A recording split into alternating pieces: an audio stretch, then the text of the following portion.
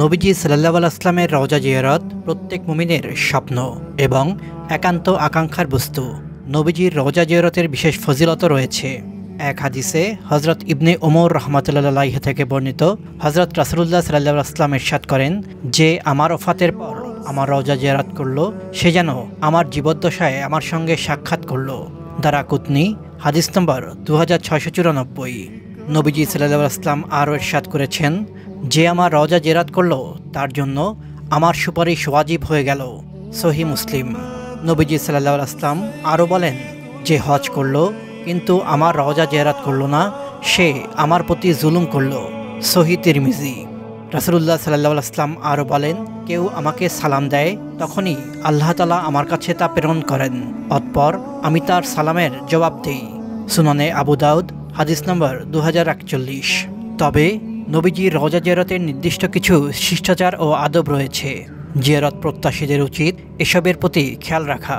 কয়েকটি আদব নিয়েই আজকের এই ভিডিওটি তৈরি করা হয়েছে। ভালো লাগলে চ্যানেলটি সাবস্ক্রাইব করুন।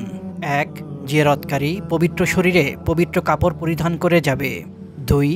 জিয়ারতের উদ্দেশ্যে বের হওয়ার পর থেকেই বেশি বেশি দরুদ পাঠ করতে থাকবে। সে আল্লাহর কাছে দোয়া করবে যেন জিয়ারতের মাধ্যমে সে উপকৃত হয়। 3. রওজায় প্রবেশের আগেই মন থেকে জাগতিক সব চিন্তাভাবনা দূর করে দেবে এবং তার ভালোবাসায় অন্তর পূর্ণ করে নেবে। 4. নবী সাল্লাল্লাহু আলাইহি ওয়াসাল্লামের প্রতি পূর্ণ ভালোবাসা ও শ্রদ্ধা নিয়ে রওজায় প্রবেশ করবে। 5. সেখানে এমন কোনো আচরণ যেন প্রকাশ না পায় যা নবী সাল্লাল্লাহু আলাইহি ওয়াসাল্লামের মর্যাদা পরিপন্থী। 6. নবী সাল্লাল্লাহু আলাইহি ওয়াসাল্লামকে অনুচ্চ আওয়াজে সালাম দেবে, কোনোভাবেই আওয়াজ উঁচু করবে না। 7. রওজার দিকে ফিরে দাঁড়াবে, তবে সামান্য দূরত্ব বজায় রাখবে। 8. অন্তরকে মহানবী সাল্লাল্লাহু আলাইহি ওয়াসাল্লামের চিন্তা ও ভালোবাসায় বিভোর করবে। 9.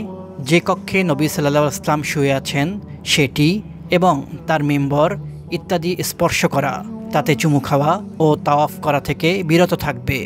10. আল্লাহর কাছে যেভাবে কোনো কিছু চাওয়া হয় সেভাবে নবী সাল্লাল্লাহু আলাইহি ওয়াসাল্লামের কাছে চাইবে না।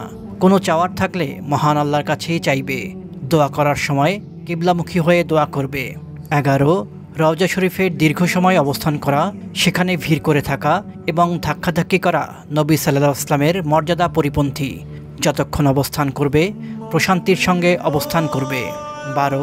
ফেরার সময়ও দরুদ পাঠ করতে থাকবে। 13. সম্ভব হলে রিয়াজুল জান্নাতে 2 রাকাত নামাজ আদায় করবে।